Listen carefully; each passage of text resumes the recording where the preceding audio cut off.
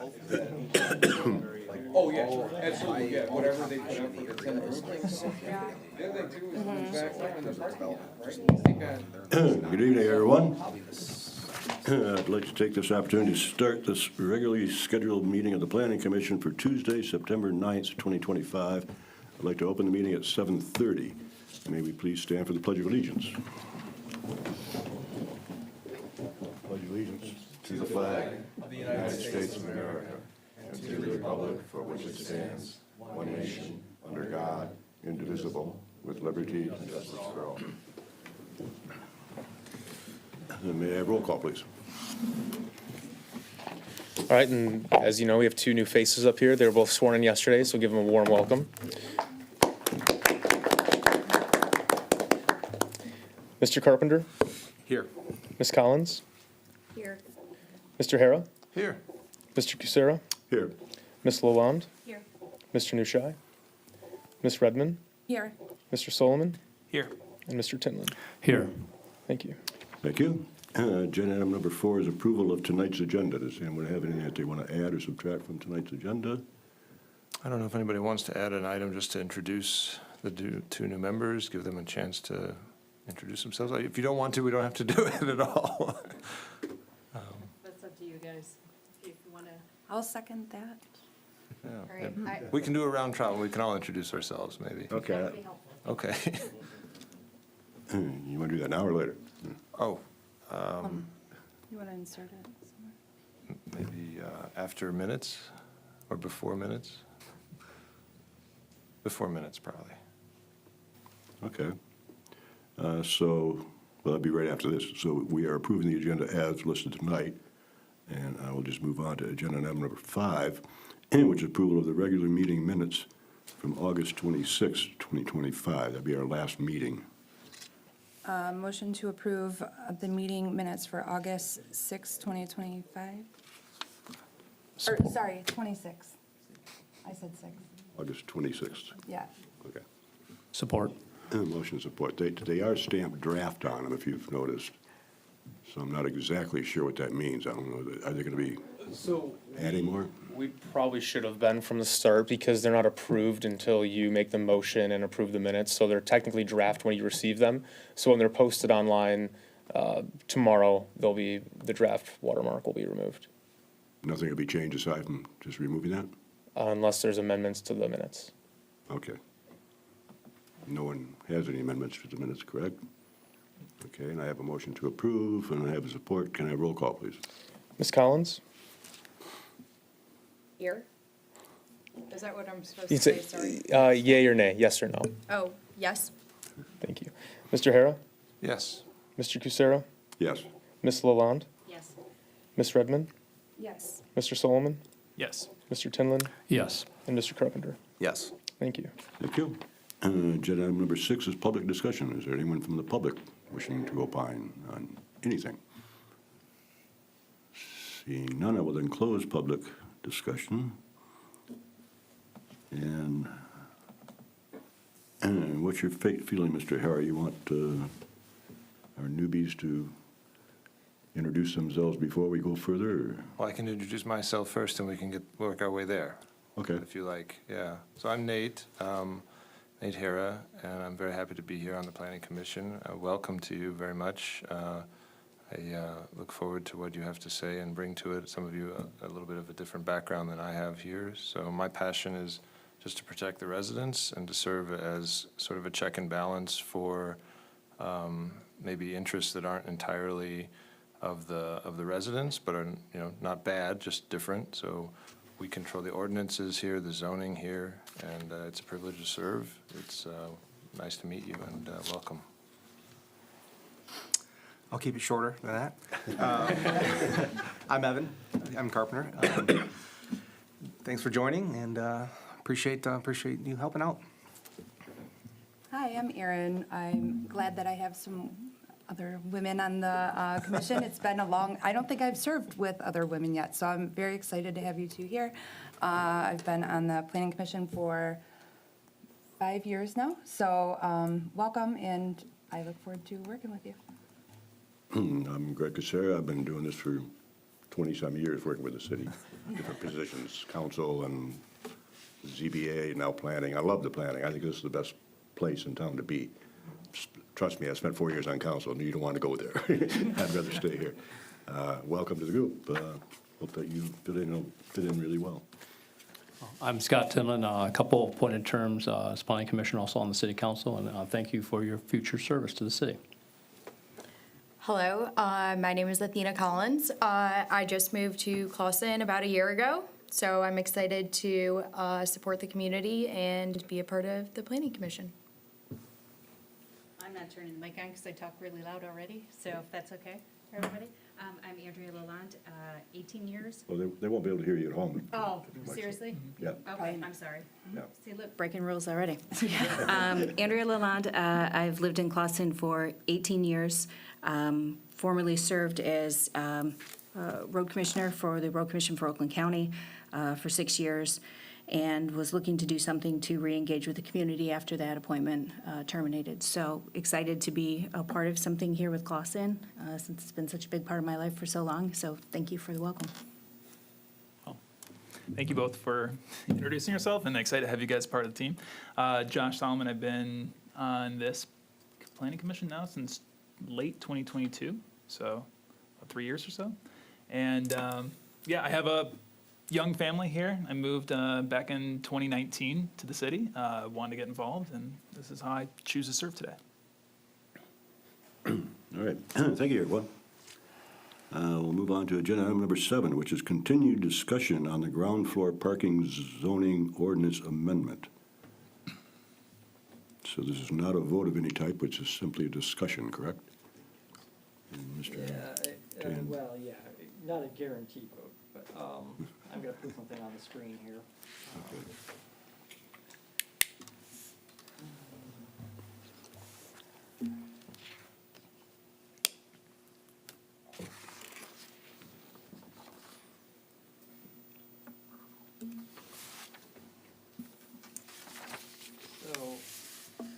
I know we've discussed this several times, but last time we were asked to see if we could put together some kind of example that give people a better sense of how it all works on the lot. So I dug back to the 150 North Main project, and I assumed that it's a conventional plan rather than a PUD. So there's a couple things. Oh, yeah. So, right, we've got 2 new members. So we've been talking about some ways to get a little more green space downtown. And our ordinance requires that any residential units that are placed in our downtown provides the parking on the site. So one of the things that we've been looking at doing is incentivizing developers to use a portion of the ground floor as parking so that you can pull some of that parking off the rest of the lot and provide some more green space. And of course, and if someone's going to do that, there's got to be a reason for them to do it. They have to have some sort of incentive to do it. So we've looked at within the existing height limits, giving them an additional floor because there's room to do that. If they're using half the ground floor for parking. So that's kind of where we are with the draft text at the moment. But last time we talked about it, there was a desire to kind of learn how that works functionally on a lot. And I tried to do some like 3D drawings and stuff, and it was really hard to convey what I was trying to convey without doing like hours upon hours of rendering and putting together these models. So I wound up going back to these plans for 150 North Main, and it was a planned unit development, so there were some oddball things about it. One of which was that they didn't have a full commercial liner use along the front of the building, which is one of the things that our downtown requires. So there's 4 units in the front that I took out of consideration because if you had a conventional plan, those units wouldn't be there. So the project as it was 76 spaces required for 56 dwelling units.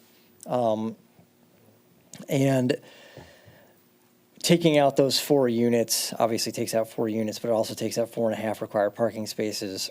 I rounded that down and said, let's assume there's 72 spaces required.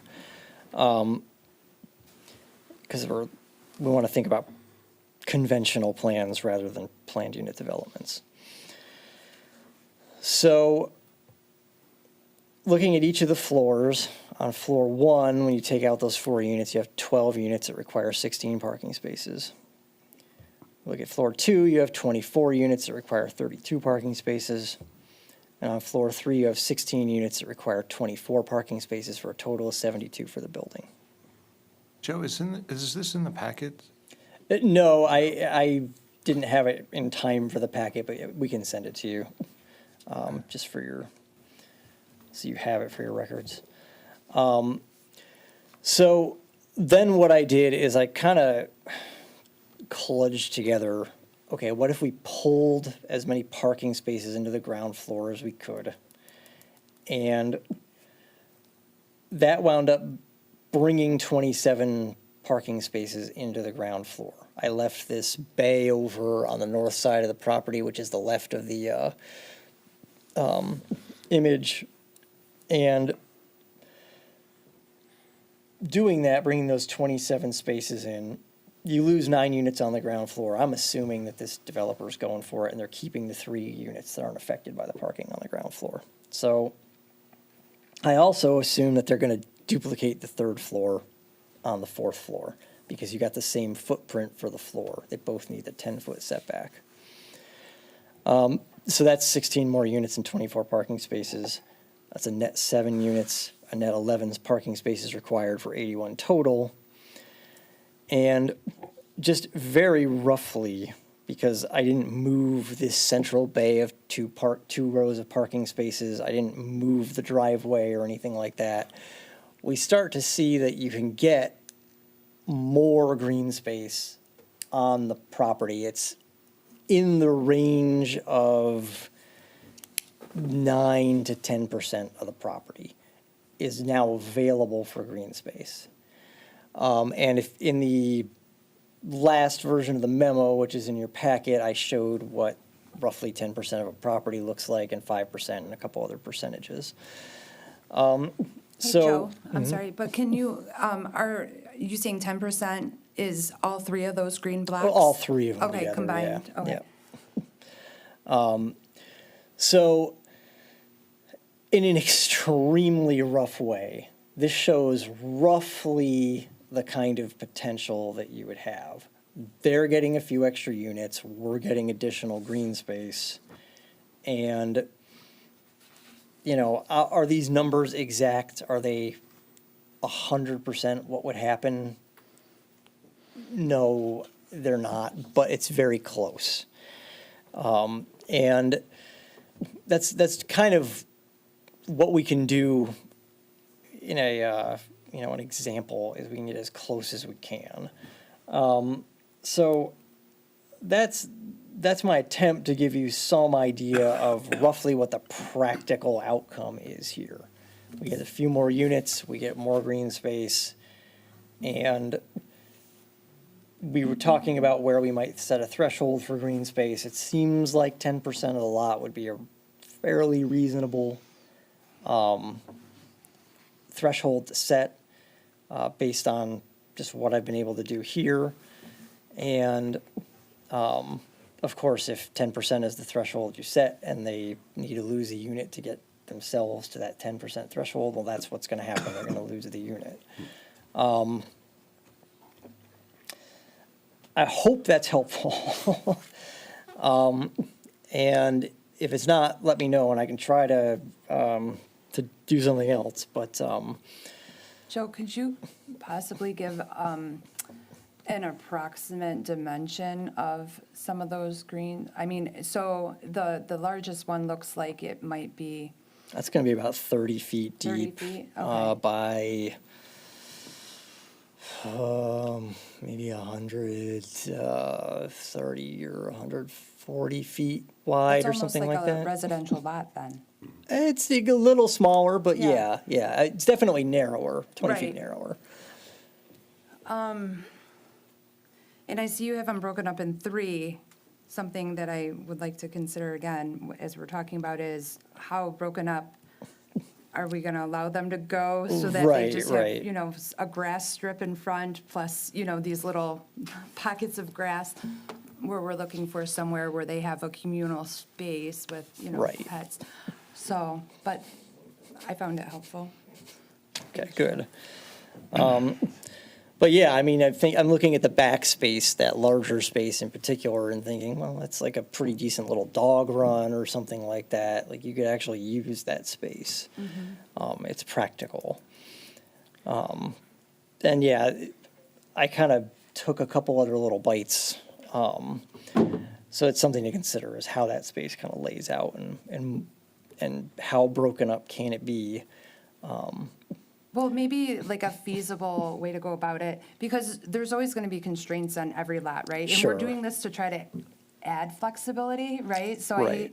but considering what we might want to think of as a minimal amount of communal space might be helpful, to where like at least one green space has to be this by this. I don't know how you guys feel about that, but I think that might be helpful, and then they can kind Yeah. of play with the rest of it. Sure. Joe, was that what you were trying to accomplish, an alternative item A? Yeah, Right, exactly. kind of The mentioned. what? Yeah. In the introduction, in our packet, I think there's proposed text, and then there's an alternative item A that I think would accomplish what you're Oh, referring right. to. And I like that one maybe better than the original. Yeah, option. yeah. I think the alternative does more. Yeah. So, you know, I guess the idea is you'd have some sort of, you know, minimum for your largest space, and then the rest can be made up somewhere else. Do you happen to know what, just because it's close and everybody drives by at Roth, like what that green space, do you happen to know approximately what that size is, or I just so we can, did do that math at one point. just like foot, like, right, 10 by 8 or Yeah, something? I don't recall what its dimensions were, but I do think it was about 11% of the lot. That much I recall.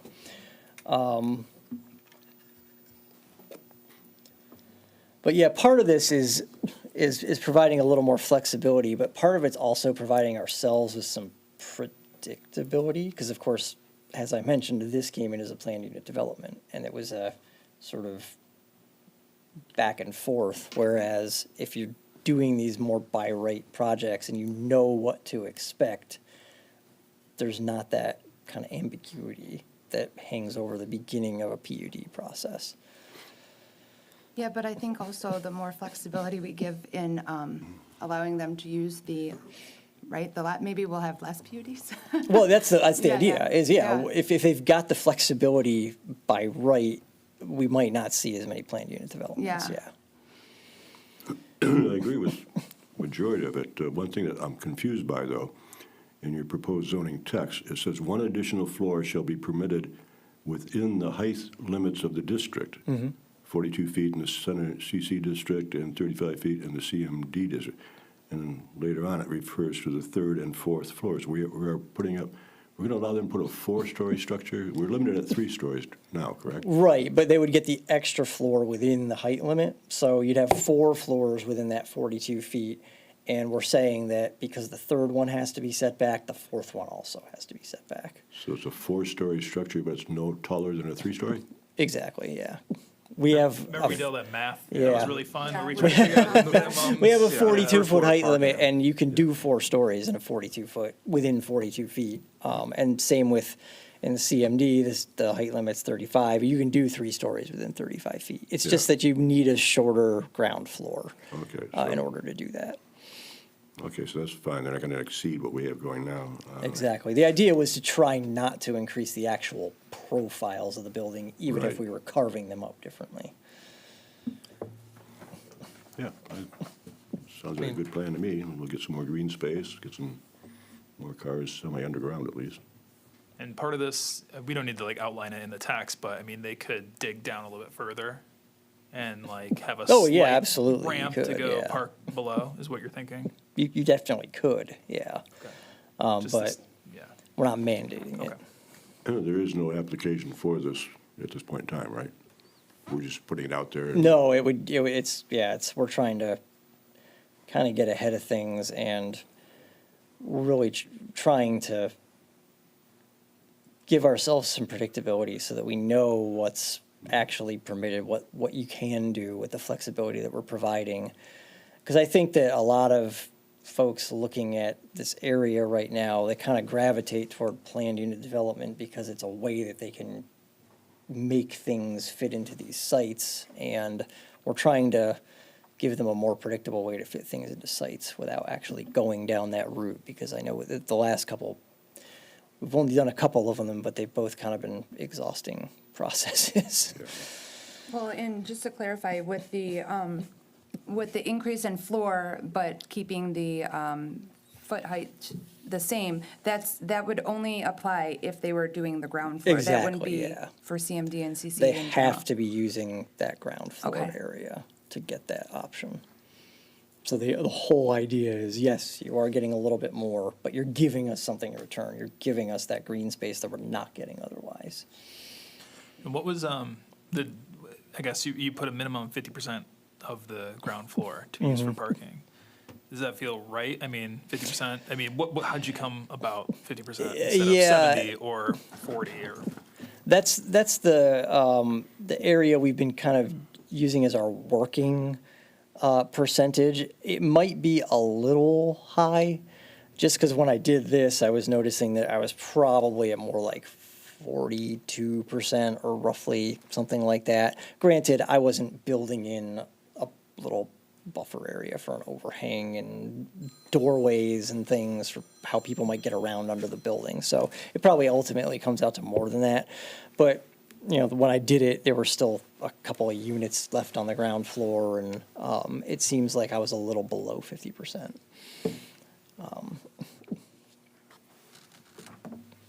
So given the math that you've done now, would you recommend lowering it to 40% or do you like it at 50%? I probably wouldn't go all the way down to 40. I probably would, maybe go to 45 or something, just so that That's it's a fine. I just little wanna less make than sure, half, yeah. but. We don't lose a good, applicant because we're off by a few percentage. Right, yeah. Is that the minimal or maximal? Minimum, in the be the drafted text, minimum. again, we have control Yeah. over this text Right. right now, but drafted, it just says a minimum of 50% of this ground floor needs to be parking. Okay. Well, yeah, why would you want minimum then? I mean, what if you don't need all 50% of the ground floor to accomplish the parking needs? Sure, yeah, and that's a valid question, is do we actually need a number? Or is it just if you're putting some of it under there, then there's a little bit of a, I think we were trying to make sure that we had a substantial amount in order to give them some kind of bonus. Yeah. It seems like there should be a maximum rather than a minimum, right? Is there a maximum? I don't see it. There's not a maximum, because they could, as long as they've got their liner use, they could kind of use as much of the ground floor as they wanted to. If they had a real deep building, they might be able to actually get a couple of rows under there. Yeah, but then they could take advantage of that and have almost like a fake liner, per se, that would meet the requirements of the city, but it's Right. only X amount of feet deep. Well, yeah, because we have a certain percentage for liner use, right? What does our liner have to be? The 20%? liner, there has to be an active liner on Main and 14 Mile, Okay. not the side streets, but there has to be an active liner along the full frontage of the building. And that can include a lobby, that can include like the gym for your residents or whatever. It's just something that's not an actual residential unit is required to be along that. And it could also be a business. It could be a coffee shop or whatever. That's permitted in the city center district, but there has to be a liner along the whole. I thought whole there was a ground certain floor frontage. percentage needed to be a liner. It's 100% at this point. Can they consider like a common space, the liner? Yeah, exactly. So like a So- lobby or, yeah, So if they that would had, be that'd be their way of giving a hallway? 2 foot wide hallway as a liner. Right. well, the liner has to be 20 feet deep though. That's, okay. Okay, so Yeah. what that I would was be, looking at. okay. Yeah, all right. so there's a required depth for the liner. They can't just like, paint people on a window as though they're like patronizing a So that would business or still something. stand, that 20 foot? Exactly, okay. yeah, So that would, yeah. okay. And that's only for the street-facing side of the building, correct? That's correct, The yeah. street-facing. So CMD, I'm just using Roth as an example. Along the actual street of Roth, you could have parking there as long as they had a liner that's facing Main Street. But they could That's have right, yeah. cars just pulling in Yeah. and out of there. And on the side street, I think we had written in there somewhere that there has to be some sort of visual screen so that you're not just looking at a parking garage as you're walking by. Right. Like a wall of some, like a 4-foot wall, or? Are you Well, talking about in this ordinance or just in general? No, it's in the draft somewhere that there's got to be some sort of, I don't know if it was actually in the language or if it was just talked about, but Okay. there is something in there about a visual screen along the side streets. And if it's not sufficient, I can always beef it up. But, It yeah, just we- says we it shall had not thought be about that. exposed, so I think we should probably, that could be a lot of things, right? It could be a bush Yeah. to one guy, or, Yeah, I mean, potentially, yeah, it could be a yeah. trellis with vines on it, or it could be an actual wall or something like that.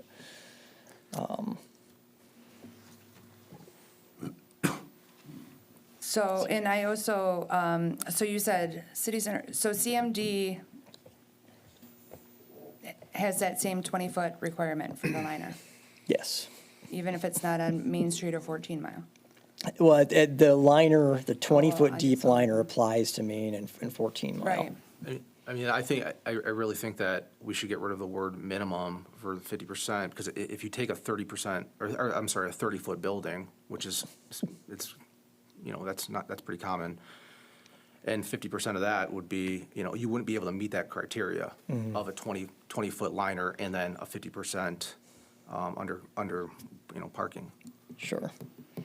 But does that expose us to risk of somebody just doing like a small corner of the, like, 2 spots? Well, yeah, that's the thing, is you want to make sure that they're actually doing something substantial to get the bonus that you're allowing them to have. Right.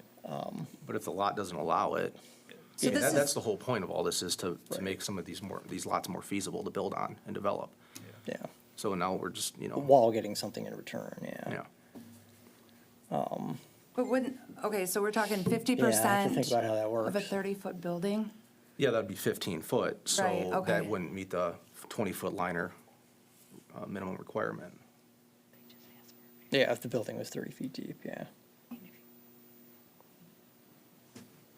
Well, then this ordinance doesn't work for them. Well, I'm yeah, I mean, kidding. But like, exactly. but is that a common thing in the, I guess, I'm trying to think of the buildings and what we have going on at City Center and CMD. I don't know. Lots I think are, it's every, lot by lot, but I mean, at the end of the day, we're still putting a pretty big restriction on what we're trying to overall accomplish. Joe, could you just put a range down instead, 30 to 50 or 30 to 45? Well, because yeah, I think you need some sort of floor. I do. And if it's 33% or something, a third, maybe that's the floor. I think it's closer to 50%. I think it has to be something in this nature. I mean, imagine that they're going to be combining lots perhaps, or something like this. It's got to be worth our bang for our buck, because the overall scheme is, it's only a value add to us if we get that green space and it's a nice space and it's a good thing. In the contingency that you're talking about, like, it just doesn't work. We would still get a green space, though, in order to You would still apply get the for this, you'd 10% still green. have that green space. But how much floor parking can you actually put in a 30-foot building anyway? I'm just saying theoretically, I mean, Yeah, it's but- going to restrict a lot of, potential, But they might be buildings that are inherently just too small to have a ground floor anyway, right? possibly, yeah. Because I feel like there's probably a threshold to the size of a building where it makes sense to even do all this, right? Most likely, And I yeah. think that kind of helps us maneuver that by saying, it's just not gonna make financial sense, maybe even if it's a 30-foot building, like, you really can only put a couple parking spots there anyway, right? So I don't know. I think if you give the architect and the developer the flexibility to do something, Oh, I know, they will yeah. do everything they can with it. And they will put one car space underground to leverage to have 4 stories above it. Yeah, I mean, I'm more looking at it like how much, if you were like the tuck under, if they don't have to utilize, they can be partially tucked under that space. You know, that's not an individual car parking, parallel. But if they were to park like perpendicular to the spot, they don't have to be completely tucked under. I mean, I just think we should, I mean- we're gonna, well, go ahead. I think this is a good point. I wonder if it really is necessary for us to make this ordinance the way we're talking about it, or if in reality, we're all comfortable with capping it at 42 feet, adding the fourth story, and where we feel it makes sense to allow for that, we do as a body approve it. So in other words, the ordinance would say something to the effect of, at planning commission's discretion, they may allow you to lower the first floor height, make the fourth floor a story, and in exchange for that parking space, and just let it be at our discretion. No, we don't want a one spot for a 30-foot wide lot, not a good use of the tool. But for like a PNC project, absolutely, you're adding 10 spots, a big green space, hallelujah, and just leave planning commission in control of the process. I don't know. That's Ambiguity doesn't do us well. Preferential treatment. I mean, Yeah, that- it doesn't do us well, preferential especially at treatment. PUDs, because that's when they're gonna be like asking for the absolute most, and then we have nothing to actually substantial to back us up, like you said, in a legal way, to where we're kind of opening ourselves up there to, and I'm not an attorney, obviously, but I would want to know what the attorney would say about that, right? I mean, at the end of the day, this is a density project. They can follow our ordinances today, meet our parking standards today, build whatever they want.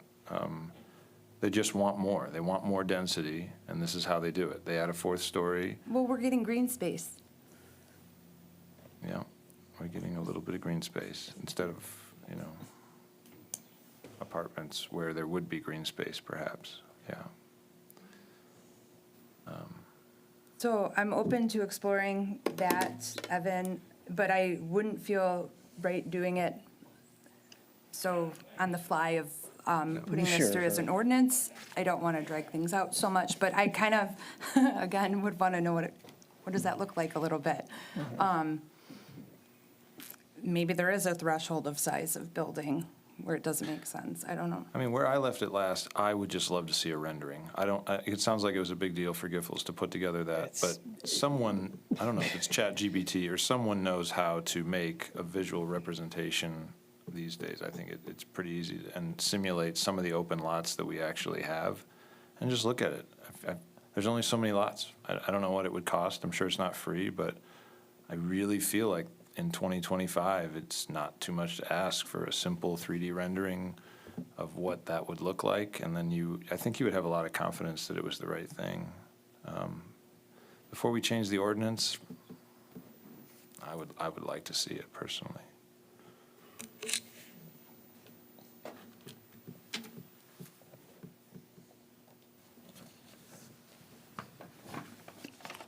So where do we stand? You have a potential motion to schedule a public hearing on this. I don't know that we're ready for that yet. It sounds like you probably need to see some final language before Yeah. you do that. Yeah. I mean, I think that'd be our preference, to see more detail on. Do you want to open it to public comment? I don't know if somebody's here for that. Oh, It's up to you, of course.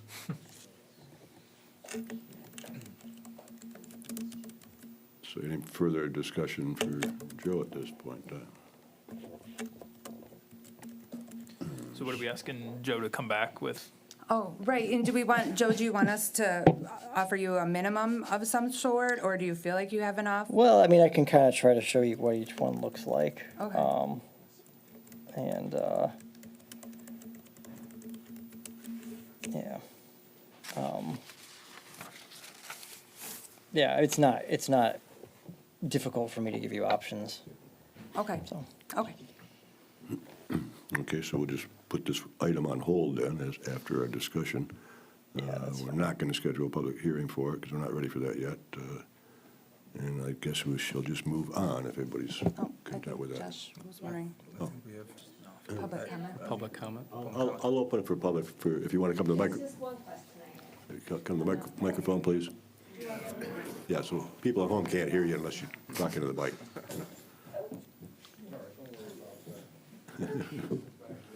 My name is Cindy Mansueto, and I live on Elmwood. We've been there 15 years, but we've been in Clawson for like 30, so. Okay, sorry. Anyhow, my question is, since like Sean went down, I've noticed nothing but increased traffic, and the speeders are beyond out of control. I've watched it gradual.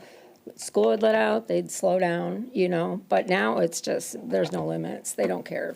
They being, I don't know if they live in Clawson. We did have a dog hit by a Clawson resident, but that's another story.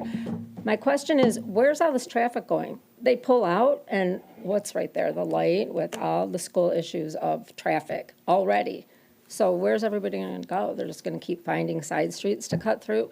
Elmwood is destroyed at the end down by Crooks. If I don't know who notices that, but I've taken a few hits in my vehicle going through from Myers, so it was just a lot to look at beyond just the big buildings with more money and, I don't know, the little city with the big heart's kind of going away. So I had to share that. Thank you. Hi, I live with her, she's my wife. I'm probably older than anybody in here, possible exception to you. Yeah, maybe. 40 years. The demographic of this city is changing. I won't be here when all this stuff comes to fruition, but what you said is true. Traffic is already a nightmare, and what I'm seeing in this city, and I've been here since 1980, so I guess that's 45 years. And my uncle owned a business. My uncle's a gun builder. He was retired since 1968 now, and it's dangerous ground. Already, there's a lot, as the city grows exponentially, there's a lot of, and you guys are in the planning commission, so this is not falling on deaf ears. I got a lot of things to say, but this is one for you.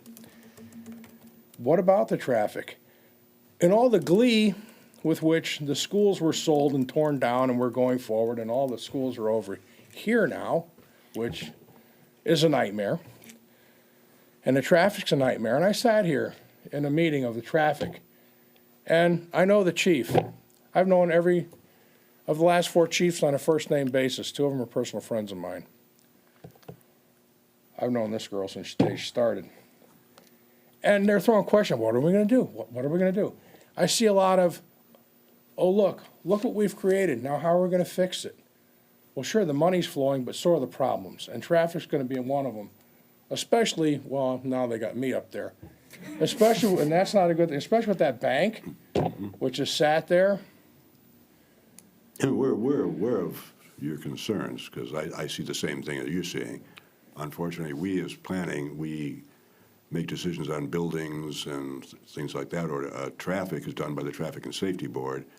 I don't know if they could give you any help at all, but it's pretty much out of our control. I mean, when we put something up, we try to look at that. If cars are turning this way or that way or causing visual problems where you can't see them, we look at all that, but... My grandfather's a unionizer, labor guy in Brooklyn in the 20s. You can jump across fences, so jump across this one. Green space, don't get mad. You live in the city. There's not a person here that can't sell out and go live in Oxford. You want green space? You're worried about green space? Worry about parking spaces. Yep. This guy over here, you got Ace. You go in there on a Sunday or Saturday. You got a lung guy over there. He's got a sign out there. You can't park here Saturday and Sunday. Well, you don't practice Saturday and Sunday. That's all I'm saying. You do hold sway over what happens in terms of buildings. And the decisions you make on parking spaces and green spaces, how many floors, how many units, how many tax dollars, that is in your lap. But with that comes, under no uncertain terms, with that comes the traffic problems and everything that comes with that. Agreed. Be aware of that, that's all I'm saying, Agreed. you know, and I mean. I think we're all aware of that up here. I think we're all... I just want to make sure you are, you know, because that building sat there for a long, long time. And I'm glad to see some of the improvements. But a lot of them, I mean, it's like to the point the cops can't keep up. It's not their fault. It's growing so fast. Yep. Just be careful with what you let happen, because it is on your watch. That's it. I will say that there is a traffic study committee or something. What is it, your committee? Yeah, I don't know. if No, this- no, your, like the committee that we placed 2 planning commissioner? to Nick, I speak think, on? is gonna give an update, or I can mention. Oh, it okay, right now. yeah, so there's something coming to where you might just want to be in, We're You know watching me. meetings. You know me well. I do. looking My at neighbor. options. I will, I mean, but that's it. I mean, it's part of it. It's in the same package. You don't get to choose. You know, you want the eggs, there's shells in there too. Right. All right, that's it. All right. Thank you. Thanks, John. Thank you very much. Anyone else from the public? Seeing none, I will then close the public. There's no action to be taken on number 7 here, right? We just threw it back to Mr. Tangeri, and he'll bring it back to us at a later date. And so we'll move on to agenda item number 8, which is discussion on the core residential zoning district.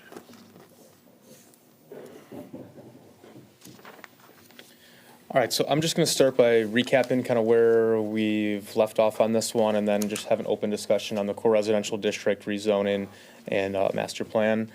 So during our last planning commission meeting, the rezoning for 340 North Main was on the agenda to rezone it to core residential from the current designation of O1 office service and single-family residential.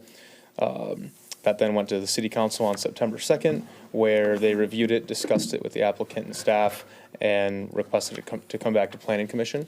So we're here today just to discuss the core residential district as a whole, and then how the rezoning and master plan kind of feed into that as an entire topic. So that's kind of what we have to open. Included in the packet was the core residential district language, future land use map, and then a link to both the master plan and zoning ordinance.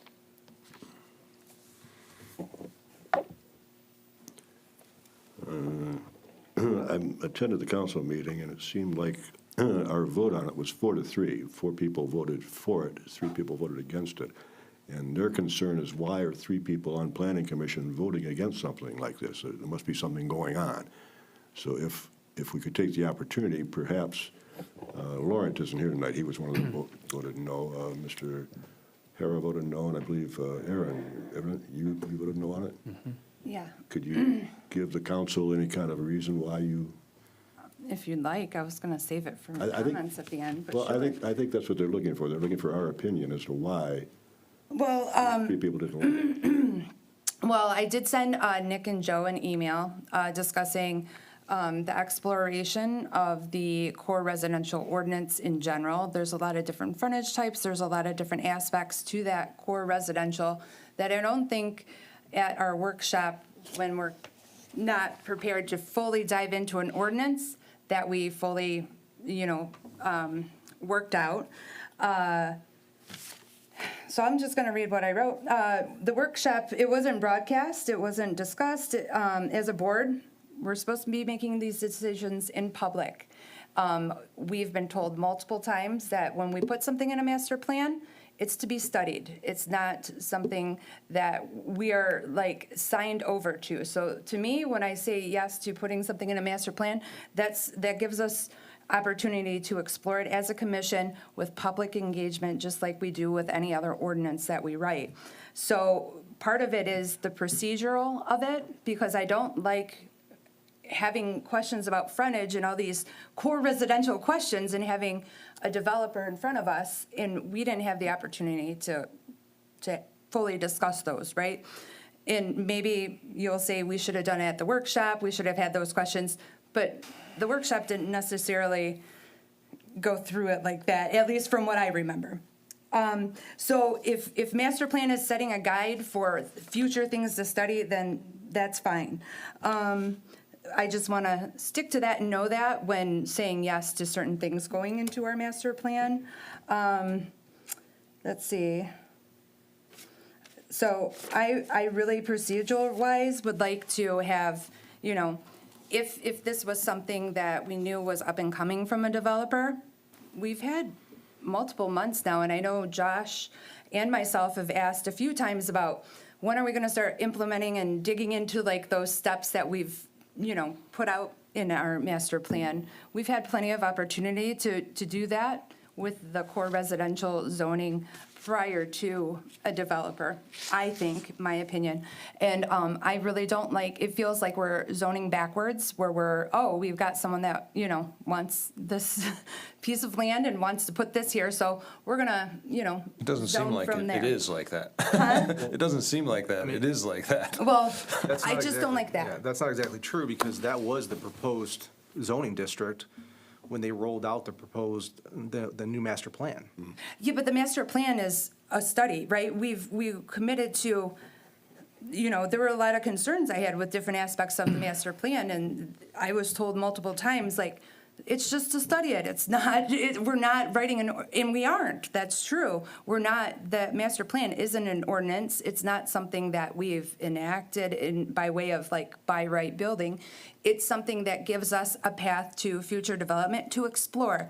And I'd rather not explore while there's a developer here with a site plan that doesn't even align to the ordinance, because that puts us in I felt like it put us in a position where we couldn't fully talk and discuss about core residential and the I impact. think I tried to make it clear that night that what we were voting on was not a site plan by any means. We were voting on simply rezoning. I understand. And I know it's confusing, and I think it would have been further ahead had the applicant not been here, had we just done it on ourselves. Talk about rezoning. Happy to do it. And come up with a plan on that. I think that's where some confusion came in. I wasn't confused. So are you proposing that we go and review the core residential ordinance for a revision? Is that your solution? Not the core residential ordinance, but just as we would for any of our actionable items on our master plan, that was an actionable item that we were talking about doing. I would hope that we're not gonna only do those actionable items when we have a developer in front of us, but yeah, we'll kind of build it into our meetings and then bring on developers, so we know what we're expecting when they're in front of us. Does that make sense? No? I thought we did discuss it, almost a year ago, that Well, could we- potentially be, Yeah, change the core residential. We had a discussion about that. We had a discussion. It was, this site works for this way, Right. but I probably would have asked for another meeting had I known that meant we were committing to a rezoning. That's not what I thought when I said, that's what the master plan is. Maybe Randazzo is right and I don't know how the master plan works, I don't know. The property could stay in the zone it's in now forever, unless someone comes up to the plate saying, hey, I want to buy that and I want to do something with it, and it has to be changed for them. It will not get changed unless an applicant's looking to change it. No, it could, because we have it in our master plan to change it, in our future land use map. Our future land use map, we can go and go through it and We anything can that's change the changed. zoning, correct, but why would we do that if there's really no one seeking to use it? Why would we even put it in the master? Why would you Yeah. change it if there's no applicant looking to bring develop the developers? property? I have Yeah. some comments on this, on Otherwise, this exact it'll stay question. vacant. Okay. So, if I may. Mr. Hara, yeah. So it seems like it's a foregone conclusion that everybody's in agreement that what should happen to that sliver of space is it should be townhomes. And it may be the best thing to go there, but I don't think that we evaluated it against other options prior to that meeting. So it's one sliver of land. It's two plats, actually, zoned two different ways currently. And on both sides of it, on the street of Maine, are two other properties. And we really only have one shot to influence what happens there. If we don't use our shot correctly, we delegate full authority to essentially the developer and the administration to do what they want. And that may be the right thing to do. But I really felt kind of rushed in that decision that we had to do this zoning change and we hadn't considered any alternatives. And you're right, Mr. Chairman, it wasn't a site plan review, but if we approve the zoning, we lock ourselves pretty well into what the site plan will be. So if we want to have a range of options for what can go there and what should best go there, and this is particularly relevant for the maybe 18 residents who occupy that space. Do they want a 4-story or 3-story building looking into their backyards? one, I Well, think that's part of the specifically reason that said we no. chose core residential instead of office, because office could be a 3-story building and core residential can only be 2. Yeah.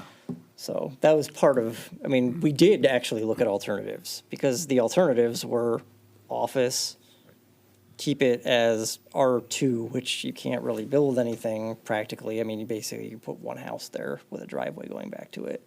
And that's, So given it's lovely given that the you're- price of the land, that's not love going to that happen. you're talking about it now. But it wasn't being talked about then. And You weren't on the Yeah, planning commission It was when we done at the discussed special meeting. it. We talked about this in length. That's how Yeah. we came up with that alternative. Yeah. You just weren't their president on the planning commission yet. for the zoning change?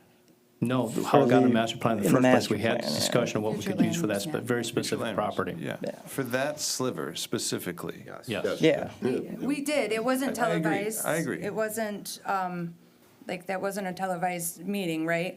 I don't remember it being, I don't know, did we have an agenda if it was on the agenda? Like I said, it was over a year No, ago. I think it was just free discussion. So, It was you know, discussion of the I master like to be plan, yeah. prepared and know what you know, I would have done all the frontage things and all the questions if I knew it was coming up.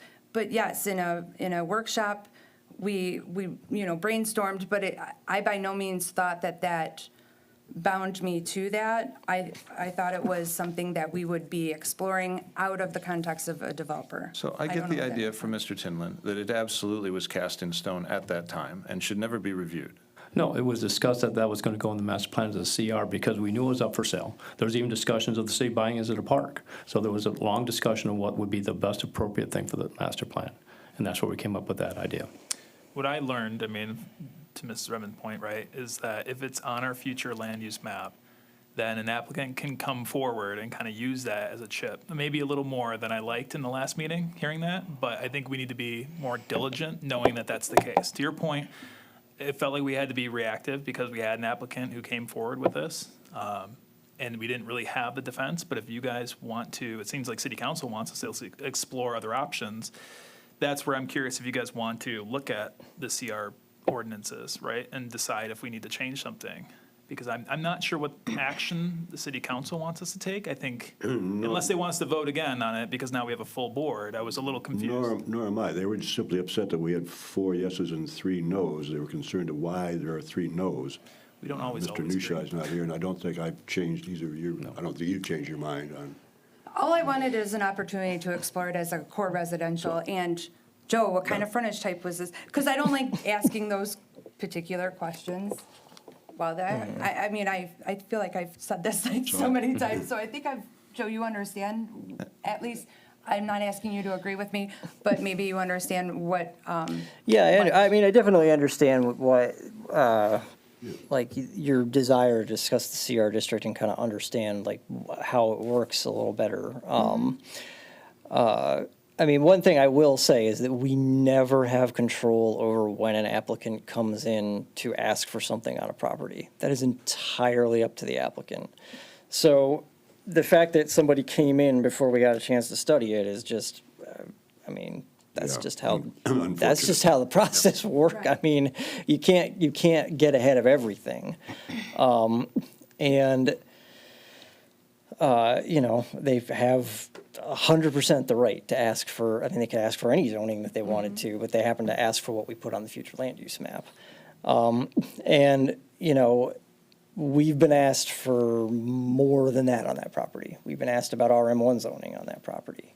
And, you know, we've had the discussion with people that, well, that's not where the city wanted to go with that property. It was going for something smaller. And I had 4 or 5 people come in wanting to do something sort of similar on that property. So it seems like, you know, it's probably not going to be the last request we get to do something like that on that property.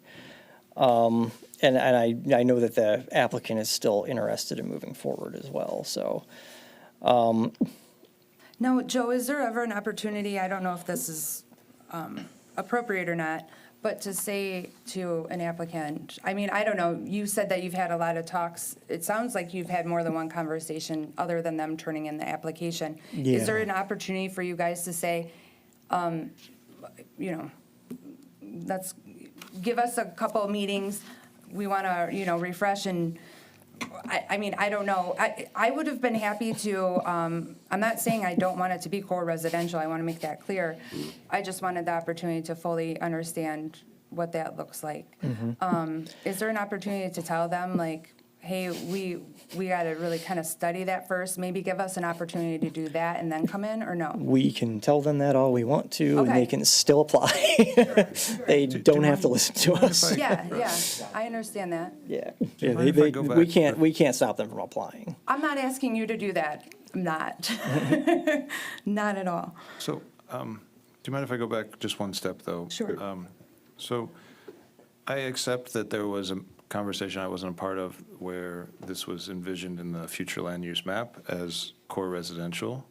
And, but, where I'm coming from is, at one point, this whole, almost all of this Fisher to Lincoln plat from Main Street point of view was nearly envisioned to be harmonious as what was at the time called public use. And that has obviously changed to being 3 types of zoning in that Fisher court, or Fisher to Lincoln. And that seems off to me. Like, the aspiration is to have 3 different types of zones, or is to have 1 type of zone. So to me, it makes more sense to have 1 type of zone. And the second thing that's very unusual is this is like, I don't know exactly, because I haven't seen a drawing, but it's like 500 or 600 feet deep. It affects It's about like 600 feet deep. 600 feet deep, yeah. So it's like 20 residences that you are moving in and invading in on. This is not a normal change of what, when we usually change colors on the map, you're affecting like a small property zone that affects like 1 other neighbor or 2 other neighbors. This is like 20 other neighbors. And I think I'll go back to the fact that it affects so many neighbors is the reason that the smaller scale district was chosen as the future land use category. Fine. Because the other option was probably going to be CMD, which is central mixed use, which is a 3-story, 35-foot tall district, and it wasn't felt that that was appropriate behind all these residences. And did we have an ordinance in front of us when we were discussing that at the workshop, or no? I mean, The I CR ordinance? don't think we had an ordinance out or anything like that. Exactly, no. and I think we should now. Like, Well, I guess do. I that's wanna my- explore that That's my now. last point, is like, I really think that we should review those ordinances now, because it's different. It's very real and specific now when you talk about putting 2-story buildings all the way down there. And we did not have that in mind as a planning commission, even though I wasn't on there. I don't think you all had it in mind, top of mind. Sorry, but the houses next door are 2 stories. I mean, 2 stories is pretty normal for a residential area. That was the whole thinking behind the CR. Yeah, I can mean, we- it's not 3-story buildings.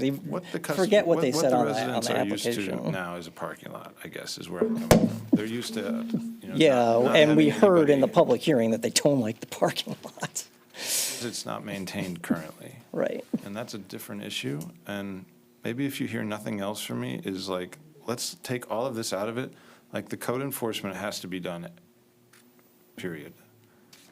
The city kind of has a way, either directly or indirectly, accidentally or deliberately, I'm not going to speculate, but I've seen many cases where a property is not monitored, or code enforcement is not doing their job on that site. It turns into blight, and then, yes, not long after is this excuse, we have to do this development project because of the blight. And we have to do this traffic thing because of speeders. Well, if we would do the code enforcement in the first place, and if we, maybe we wouldn't have this blight concern. So there's nothing, I don't think, preventing code enforcement today from going in there and doing what they have to prevent the blight condition. I think that should be an aspiration of the city to take care of that property. And there are mechanisms to take care of it if the owner cannot do it. We have those mechanisms in place. I don't want to hear any resident coming in anymore and saying, you have to do this or that with a developer because it's turning into, a poorly maintained property. Like, we shouldn't let it get to that point and that be a driving excuse for it. I don't want to debate on this, Nick. It's just how it is. Please. I'm just gonna say that I'm not sure if you were at the meeting or heard when I said that we were aware of that and hired a full-time code enforcement officer who's been on the team for 6 weeks now. So we're addressing that. Part of the reason that the church is selling the property is because they cannot financially maintain that size of property. So that's why we're here. When we brought this up to the in the master plan, they originally put it on the market for sale with this O1 office service and single-family district. There was no interest in it, and so they pulled it off. Their number was all over the place, and they reached out to the city, is like, we're selling this. There's no market for office service. There's no possible way, no feasible way, I should say, to build a single-family home there with the way the site is. And so when this came up, Joe and I were talking about, what are the potential outcomes with this site? We could do nothing. Someone could apply for a rezoning to one of the RM districts, CMD, or apply for a PUD. And, we've gone through that several times, and we felt like the core residential district felt the mission of what we could see there and help facilitate with an attached condo because of the size and scope of what that district permits, which again is 2 stories or 30 feet, which is relatively common to what the size of single-family homes nowadays. Okay. So, But please, at that time, Nick, then we should have actually, as a planning commission, put it on our forefront that let's explore this in zone for it and put an ordinance into place where that is the only way to change that zoning is to have an applicant? It's not, correct? No, we can do it, but We can do it. on the contrary as well, in 2017, when we had our future land use map, there was not a single action item taken by the planning commission. And so I don't know for certain what that district was, if it was something different than it was now. I know that there's been different type of business districts throughout the community and other future land use maps that have just been never been addressed. And so we approved our master plan in May or June, and they applied a little over a month ago. And so Okay. it doesn't leave a ton of wiggle room. I agree Yeah. with you. I'm not Yeah. gonna disagree with you that Yeah. it should have been handled sooner, but there were maybe 2 or 3 meetings that it could have happened, and there were several site plans on each of those. Sure, and I'm not mad at you guys. I would just not like to be, that's just where I'm at, and I probably would feel that way no matter what, because that's just the process of things. I don't even know what the density is like, so I don't know if you guys want to go through a couple of different questions I have. I don't know how the rest of the planning commission is feeling, but I'm okay with a yes vote for changing the zone once we clear up some of the questions that I emailed you about, because maybe I'm wrong, at the workshop, did we talk about the density? Because the density is linked to RM1, RM2. So if they're attached condos or townhomes, they could be apartments or not, because. They cannot. By the definition of the zoning ordinance, the attached single family is a different definition than a multifamily building. But the density is linked to RM1, RM2. So that's where I need clarification. And then also the frontage types. Those were the questions that, again, I didn't feel like, it wasn't appropriate for me to do that in front of the developer, right? So can we talk about what the density looks like, and how does that work with the RM1, RM2 density on a single family attached resident? And I'm gonna kick that one to Joe. Come on, Nick. Nick, before you leave, just, because I think there's good questions, and I know that we need to decide what it is we're trying to accomplish, because I don't know if we're doing this to then inform city council, if we need to make another vote on it. Did you get any more clarity from city council after I watched the video, Yeah. the recording, I just wasn't sure. They said they'd like to learn why we had dissenting votes and things like that, which I know we're doing, but did they want us to vote again on it? Are they gonna? So I think what the intent was is, what they motioned, there was no other conversation after that. So their motion was basically just send it back to planning commission.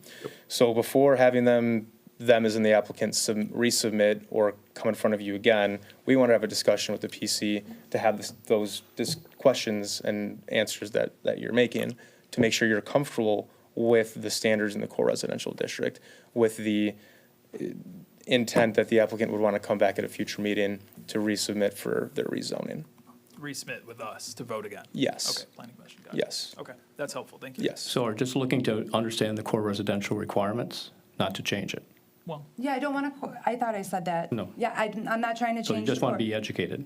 I would like to those understand specific what the questions. density and the frontage type looks like, depending on the development, and what safeguards us on the apartment stuff and how that works with our language. And it seems like some form of a layout or engineering diagram was shared with some people behind the scenes and not with others, and that really bothered me. It's a conceptual plan, and so when you're going for a rezoning application, you're not looking at a site plan, you're not reviewing what they may put there. I'm It's aware. just the rezoning. So Joe and I looked at it, and I think Joe might have referenced it in the letter, but Let it me be wasn't clear. included What's in the happening packet. is you guys have all of these discussions in the background and make it up in your own mind that you know exactly what should happen. And you compartmentalize it in just the most minimum part that you can't self-approve. You bring it to us with very little time to review, just 3 days, if that, and we are told to do it in a short time. So I'm just saying, you can do whatever you want. Right, well, I'm on just the saying, contrary, though, I had don't know you- if you've ever asked a Please let me question finish. before a meeting, though. Please, let me finish. Thank If you. you had come and shared the layout, okay, given us some time to digest it and make our own mind up whether or not we think this is most likely to be a benefit or most perhaps is very risky for the residents in that area, it would have made our jobs, I think, a lot easier. Right, but then you're doing a site plan review, not the No, rezoning. I'm not. I'm But making a that's- zoning but they're- change with a site plan But in they're mind. presenting you with a site plan because that's what the layout is. Not to be offensive, but I mean, that's our job to know what the ordinance is and what can be built there. Right. And that's why I'm okay talking about, do we need to change the ordinance to protect the residents in this area for some development that can be as built based on changing the zoning? But it is, I don't know that you need a visual when you could just read through the ordinance as it is and kind of know what can be built there just Do you based on think height requirements. we and would make a things. worse decision if we had a No, I think I just don't think that we are afforded that. I mean, they don't have to. It'd I be mean, if great. they're afforded it, why couldn't we? I I'm know, sure 'cause there's I think legal reasons, all I got though. to read was 2 sentences on the application that said 3 stories, and I already went, that doesn't fit And this we current zoning. So I was made already that very confused clear. myself. We made that very clear to the But we applicant. talked about Yes. that and during the last meeting, and we said, they know that they technically can't build this concept with the I zoning that think was it's a chosen. courtesy, maybe, and.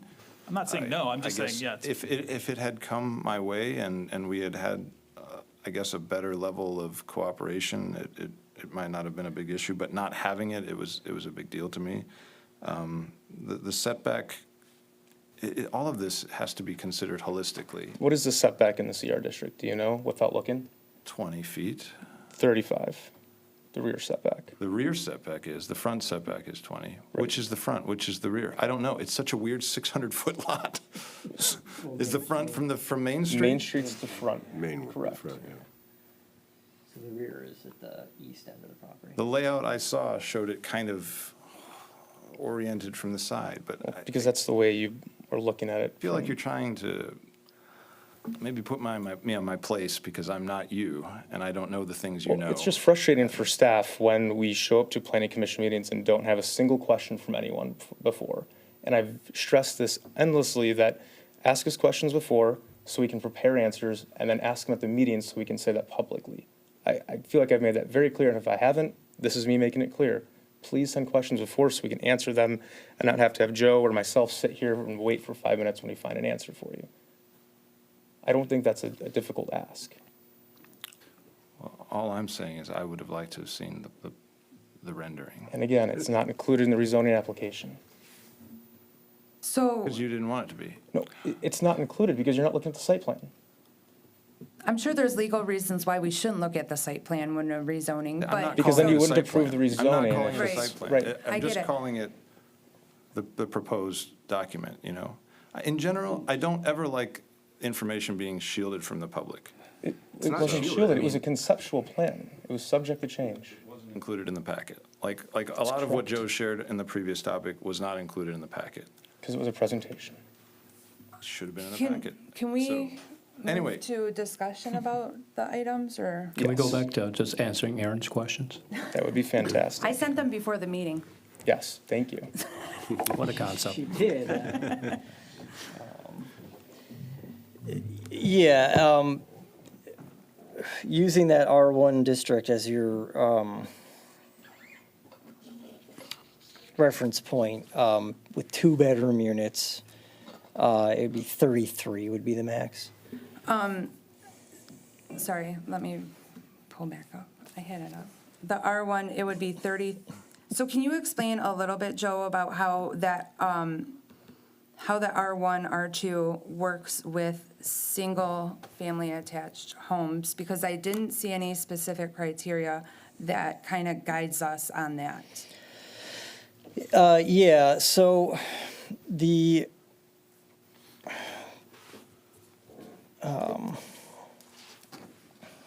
let's see. I just want to make sure I'm clear about explaining things.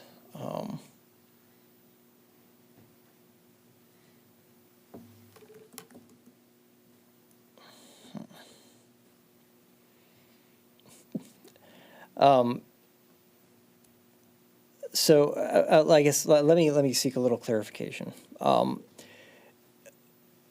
First, should we make the distinction between like what qualifies as attached single family versus multifamily? Is that where we want to start? It's up to you, I just don't see, Okay. I mean, you mean for me? Yeah, for everybody's edification. I mean, because I yeah. know, but sure. Yeah, Sure. because that was one of the questions, and I think maybe if we start there, we can then kind of drill down. What was the So- question? I'm sorry. What was the? The distinction between single-family attached and multifamily. Yeah, so, single-family attached, the way our ordinance handles this is, it's literally side-by-side units. So, you have units that are attached via essentially a party wall. So townhomes or row houses is what's intended there as single-family attached units. And then multifamily, in a multifamily district, you could do that. You could attach units like that. But you can also do your apartment building where you have multiple units on a floor, and then the next floor has other units, and if there's a third floor, maybe it's a loft or something like that. So that's really the distinction there, is that you're able to amalgamate a lot more units into a building and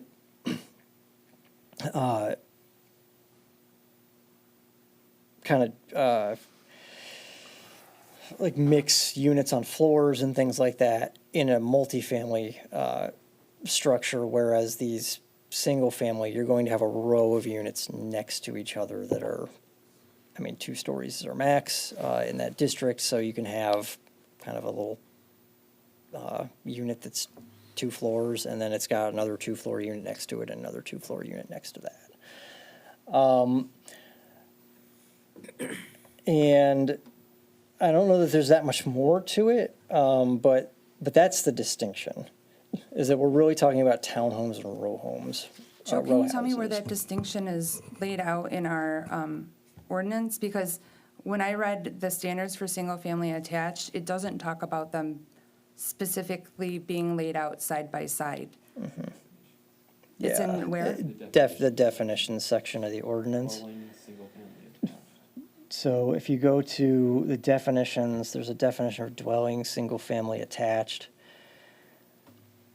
I'm just looking for it. Yeah, so means a building containing dwelling units, each of which has primary ground floor access to the outside and which are attached to each other by party walls without openings. This type of dwelling is also referred to as row houses or townhouses. So it's defined in the ordinance as distinct from multiple family.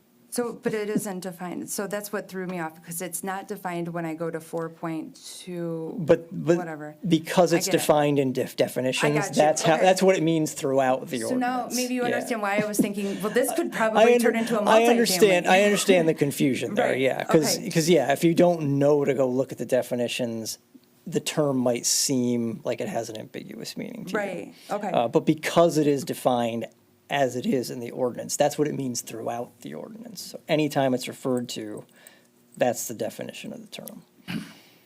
Thank you. And that's in the definitions? in Right. the- It's Article 2 of the zoning ordinance, 2-15 is the page number of the zoning ordinance. And then multiple family dwelling is defined above that. And one thing I'll note is that efficiency unit is a sub-definition of multiple family dwelling.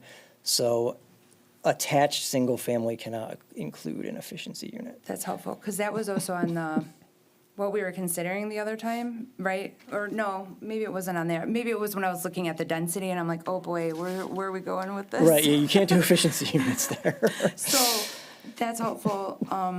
I can't find the 215, but I'll take your word for that. Yeah, I could always send you an email with just Sure. showing you where it is. So the density then, if we could just break down how we calculate the density, I guess, that would be, So you're gonna go to, section 4.3, because that's where it's kind of a string of references that leads you there. And what you see is that density is done by dividing the area of a lot by the number of rooms. And the RM1, you divide the lot area by 1,000 to get the number of rooms that are permitted. So if you're doing 1-bedroom or 2-bedroom units, those units count as 2 rooms. If you're doing 3-bedroom units, that would count as 4 rooms.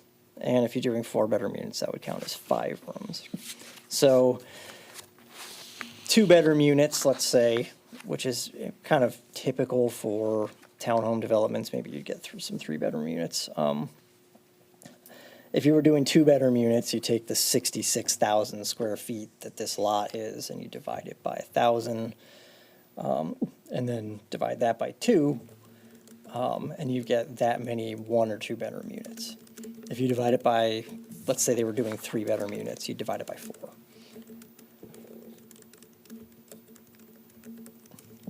okay, so what dictates the RM1, RM2 for the core residential? Or the single-family homes, attached homes? Well, when you go to standards for single-family attached dwellings, It just takes you right to both, though.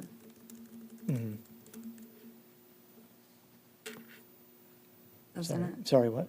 Doesn't it take you to both RM1 and RM2? So how do we know which one we're following? Well, that's a good question. I have to try to remember how that got us there. But at any rate, in the single-family attached dwellings would be subject to the RM1 ones. RM2 is our high-rise district. It says in the RM2 district, single-family attached dwellings are subject to the following. So I guess I don't know that we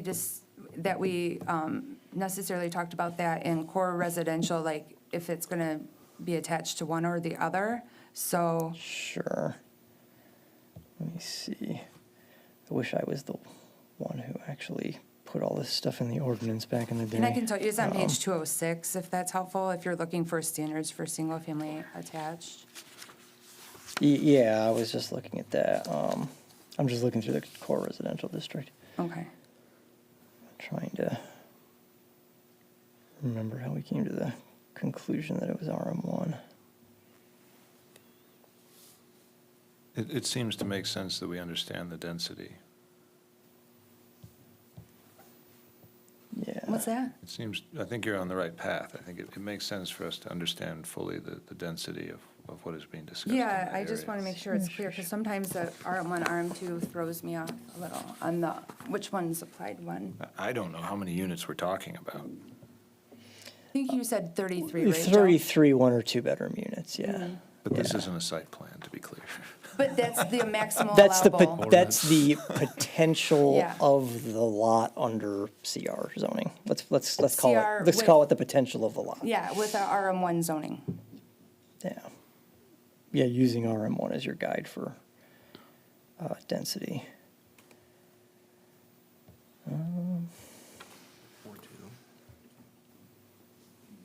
Yeah, it's on page 206-4, if you're looking for. Yeah, 4.2 is standards for attached single-family dwellings.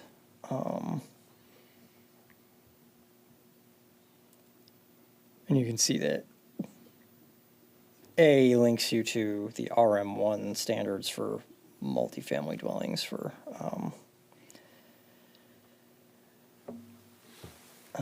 And this would be on a major thoroughfare, so not Right. sure, right? So it almost seems like you could do either according to the way that standards Yeah, for I'm single-family. not seeing where it specifically pegs it to RM1.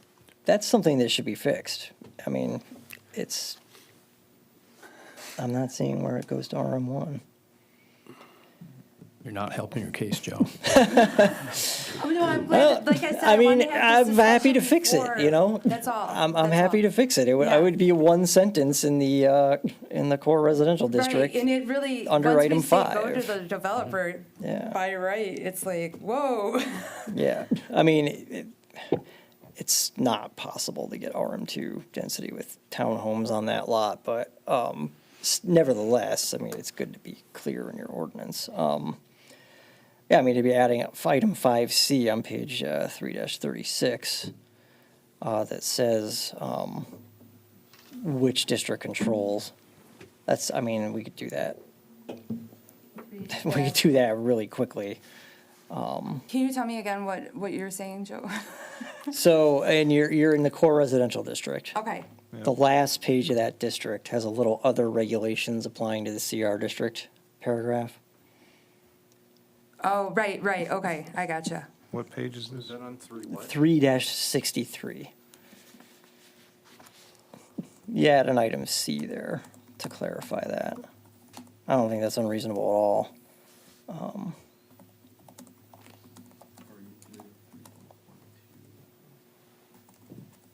Sorry, I thought I was on the right one, but I'm not. I was on core residential. Oh, yeah, you're fine. I think they're kind of redundant. They are redundant to each other, yeah. Oh, that's because you have an apple.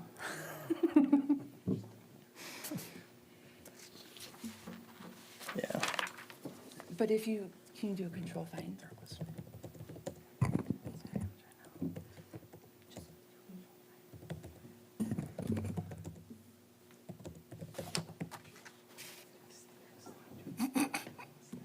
Get a Chromebook, they're half the price. While he's looking that up, he seemed to know with great familiarity what the front and think the so. side is defined as. Wait, I know what the front is. Yeah, that's also in the definitions. Front would be, in the way it's defined, is front would be main, rear would be the east side of the lot, and sides are the other two sides. Don't let me derail you, sorry, I thought you would know, so.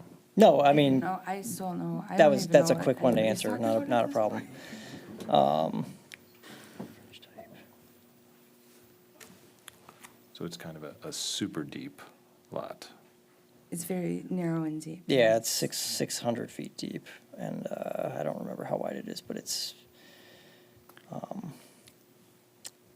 yeah, 600 feet deep, and it's a little over 100 feet wide, I want to say. It is. Yeah, there's a small parcel up front that, if you were going to develop the whole site, would have to be combined with the rest of it. Is there anything in our, sorry, are you still looking for other things? or No, no, go Oh, ahead, go okay. The other question I had was, like, so I wasn't asking about, like, which part is the front necessarily. I know that was a question anyway, but we talked about, like, frontage types. Is there anything that delineates, if we think of row houses or townhomes, you think of, a private entry for each one. Yes. So when we look at core residential, there's a lot of different examples of what the porch, the stoop, all those things might look like. What would tie the single-family attached dwellings to a particular frontage type? Yeah, this is a really excellent question. So it's really a matter of the design. They can choose to provide porches on these units. They could choose to provide stoops. There's a few different kind of options that they have.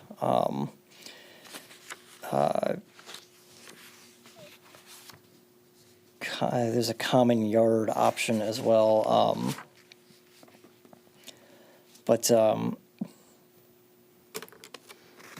So, but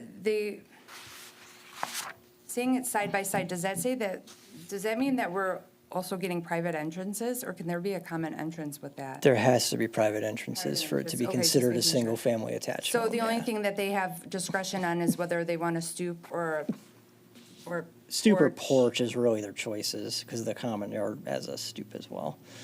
So, yeah, But they have to have one or the other? they have to have one or the other. Okay. yeah. But are we in agreement that if it's true that Main Street is the front and the east edge is the back, Right. all of the properties we're talking about are 90 degrees flipped to that orientation. For all intents and purposes, the back faces Fisher and the front faces Lincoln. That's a really good question, because when they do build a road in there, wouldn't that, Be the front? wouldn't that change everything? Well, they're not gonna be building a road, they'd be building an access drive. What they're going to be condoizing this as like you own from the walls in, I'm sure, because you can't really split it up into lots. So you'd have an access drive, so that wouldn't change the yards. You'd still have a front on Main and a rear at the east end of the lot. But that's only to talk about, that's not to say that the frontage type, there's going to be a stoop facing Main and the rest is going to be like a No, brick wall. every Like, that's a different individual frontage. unit's gotta have Still that, be a that. road though, wouldn't there, with a name and an address? Yeah, that's a good point, too. I think it would probably have I think everything would have a Main Street address and you'd have a complex name. Okay, a communal, or a, Yeah. yeah, large. Yeah, you'd have a name for the development, yeah. Well, that seems like a point of ambiguity then. Because I don't think it can be both. I don't think it can be that the front of the building faces Main and all of those properties, are using side setbacks. So that's okay. I'm not saying that's a deal breaker. I'm just. I'm not sure what You're you're saying. posing a good question, though. I mean, what would then be considered the actual front yard? Yeah, the front yard is gonna be along Main. Just the way it's defined in the ordinance, the front yard's gonna be along Main. You're putting multiple buildings in here, but you have front yard along Main and a rear yard along the east side, and you've got side yards elsewhere. That's, It can't be that way, though. It does not make sense. So then they potentially could build the back door, let's say, 5 feet, right, from the neighboring property line? not 5, it'd be 10, I guess. Well, no, because it's either 5, it's total of 15. CR's Right, It's a total yeah. of 10. 15, so 5 minimum, 15 total. This is internal and The external least side is 10 setback I feet. thought was 10 for CR. It's a combination of 15, or a In, minimum of 15. What do you think, Nick? Do you agree? You guys are hashing it out well? I see, yeah, I see 10, I don't see a 5 and 15. Maybe, well, that's for one, maybe it's for a different, Side yard setbacks. I don't see a 5 and 15 in this district, I see that's 10. for, I think that's for regular That's roads. for R1, I Yeah. know, yeah. Thought it was the same for. Again, normally, this is an exceptional situation because it's so deep. Normally, we talk in terms of a pretty normal 50-foot wide lot, and all of our standards, all of our ordinances are 80 years of wisdom working with properties of some similarity. And this breaks the mold with that, and because of our audience, I'll just say, these were the things that I was concerned were being overlooked rather rapidly because we didn't have the opportunity to think about them in this context. So I appreciate that we have the time to do it now, and thank you for all the participation from the other commissioners. I'm not sure I would say our ordinance works with our current lots that well, because a lot of our current lots are technically deficient, because we have tons of 40-foot lots, and those aren't actually permitted to be created anymore. So we kind of have a situation where our ordinance actually expects more of our lots than than we have in like half the city. Yeah, and I don't know if we should take a detour from Aaron's list, but, that was sort of one of the other things that was on my mind, is if we're going to make a zoning change to aspirationally draw development in a certain direction that we view as a good thing, does it really make sense to just change the zoning of that deep lot? Or do the adjacent neighbors, should they be incorporated into the zoning change as well, so that we can draw a different concept that may be bigger, better? I don't know. But right now, we're talking about having 3 different zones on that Fisher-Lincoln section. And I sort of wonder if modernizing that approach would be better, We're familiar with apartments, we're familiar with condos, houses. These are conceptually, I don't want to say easy, but there are things we're familiar with. But I sort of want an opinion from someone who knows better than me, like, would there be benefit to the community if we had a modernized medical footprint? 3 stories of, whatever medical care is common today. I don't know, I'm not a doctor, but, we have these small sections, small little offices that are appropriate for a chiropractor or a dentist perhaps, or something like that. But maybe by today's standards, if you want to be in medicine and you want to host patients, you have to have more place, more footprint for that to be a profitable business. It seems to me it wouldn't be a bad thing for Clawson to have a more diversified tax revenue, to have a better, more diverse revenue stream instead of just apartments and restaurants. I support a soccer field, if we could put one Or there. green space, yeah. I don't think it's wide enough for a soccer field. It is, you said? I don't think it's Come wide on, enough. Joe. Nothing prevents us We don't- from changing the zone in a bigger footprint. They would still be, a non-approved use that's grandfathered there. It wouldn't change anything. But it might aspirationally inspire a developer to consider. Randazzo in particular, not that this is about Randazzo, but he's bought multiple properties consolidated to do something better than what was there. So I just don't want us to be myopic in our view that it's only this 3-story thing that could be realized there. Have some imagination over the next couple of days to think perhaps something different. And maybe in the end, this is the best, it's fine. But I wanted clarity on the setbacks and how we interpret setbacks. I wanted to know how we were going to deal with fencing, because I think our standard, 4 or 6 foot fence for an R2 or a CR may not make the most sense in that area. It's worthy of some discussion.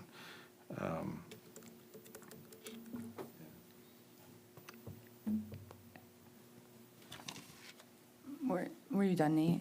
I'm going to pause. I didn't mean that in a Yes, rude way. I I'm just sorry. didn't know if you were pausing or, are you done yet? No.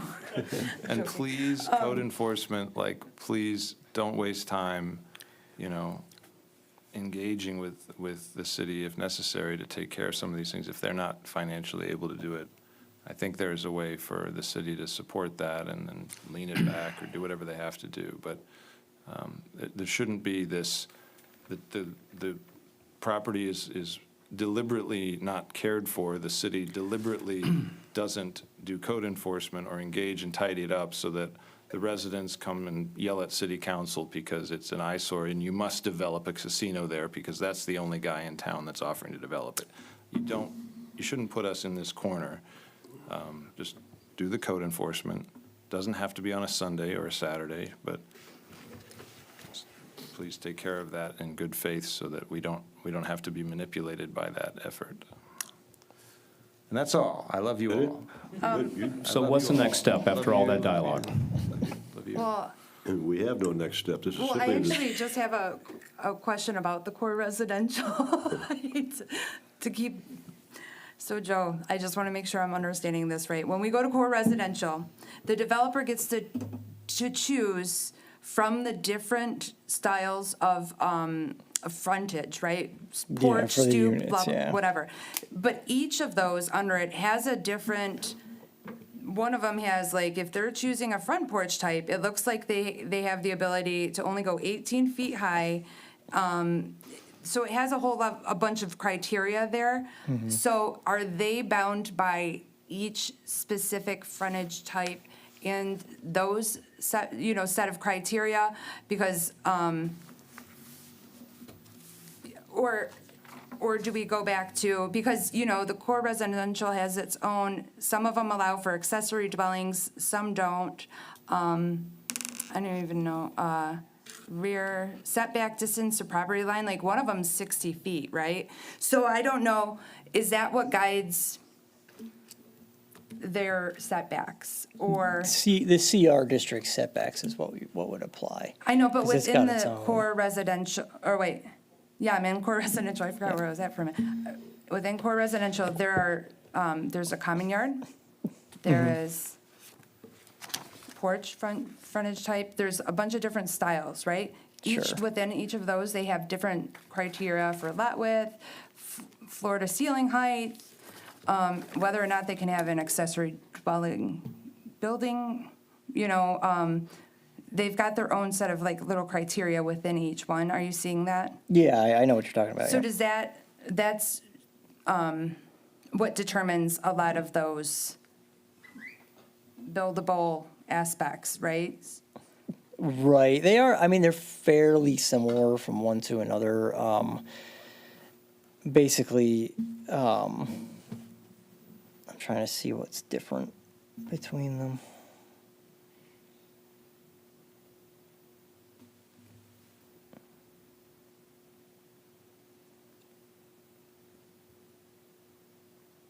It's not really a whole lot of. Because some have like a 60, where the regular core residential that doesn't have a frontage type is like 35, right? So I'm kind of wondering, like, does Oh, one yeah, I supersede see the what you're other, talking or? about, yeah. Yeah. Yeah, there's two different rear setbacks, 35 versus 60. So, yeah, it wouldn't matter what style they chose.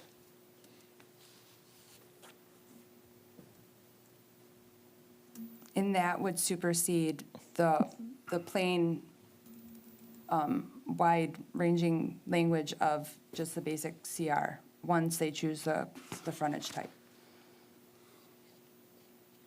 Does that question make sense anyway? Yeah, I mean, it matters. So there's some general standards, and then Yeah. there's specific standards by frontage type. So it would matter which frontage type they used, yeah. Okay, Yep.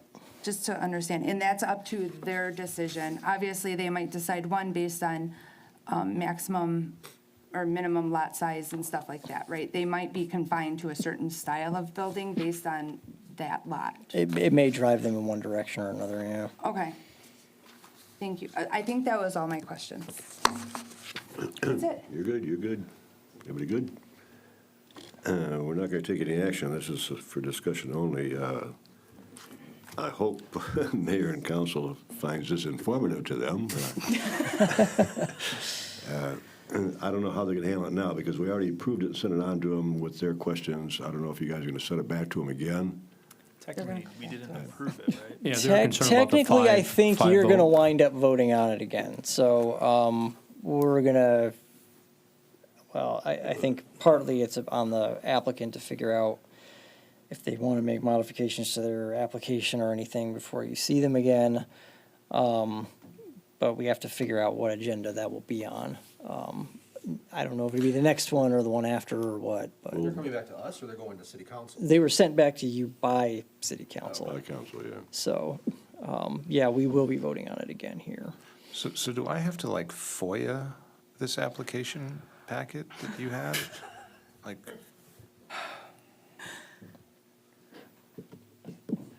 That's a question for the clerk, I think. I just think Why it's do you want to see it so bad? You know what single-family attached, here he explained what they You know were. what the parameters are, I mean, like, just figure a box with the Some setbacks. front doors, come I on. mean, we don't need to know like the brick and the color.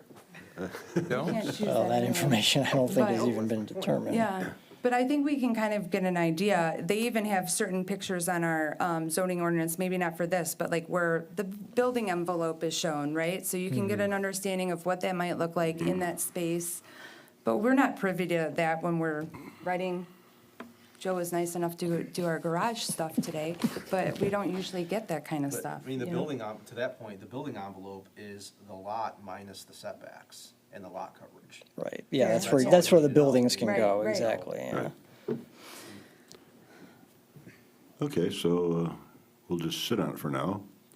I think that was I think that was informal. I do. I Thank you think for all it's the good good conversation. questions. I appreciate it. What's that? Yeah. Thank you for all the good questions. Yes, You're I welcome. do appreciate, and the email. And if mayor and council decide to send it back to us again for a vote, you have to be aware that one of the no votes isn't in attendance tonight, and we have 2 new members that are not necessarily up to speed, so. Fair. I know how much, this is not typical for us. I mean, this is a much, They're gonna quit, I think. stick around, it'll get better. You know? I'm never going back. Okay, so then we'll move on to planners report, number 9. Yeah, Andy's got something from the Oh, okay, we do have a planners report, good. Really quick, with the ZBA, we'd like to amend the ordinance to come into compliance with state law. So with variances, the current zoning ordinance says you need 4 concurring votes to pass a non-use variance. That's actually not in alignment with state law. State law says you only need a majority of members, which would be 3 in this case, with the zoning board of appeals. So we're just considering, we want to know if we can set a public hearing for next meeting that just simply corrects this. Simply says a concurring vote of a majority of the zoning board of appeals members shall be necessary to pass a variance. Wait, was that in our packet? though? No, it was not. Oh, okay. This is something that came up at the last CBA. Yeah, we're just, every ZBA meeting, Nick and I face this, and we have to say, state law needs to be followed, not local law, because that's the way our government needs to function. And it's just correcting an error. This is correcting an error in the zoning ordinance. There's no subjective nature to this. 3 is not acceptable, is what you're saying. 3 is not, 3 is the state's requirement for passing a non-use variance. In this case, because it says a majority of the members of the zoning board of appeals shall be required to pass an action as required by the zoning board of appeals, such as an appeal or a variance.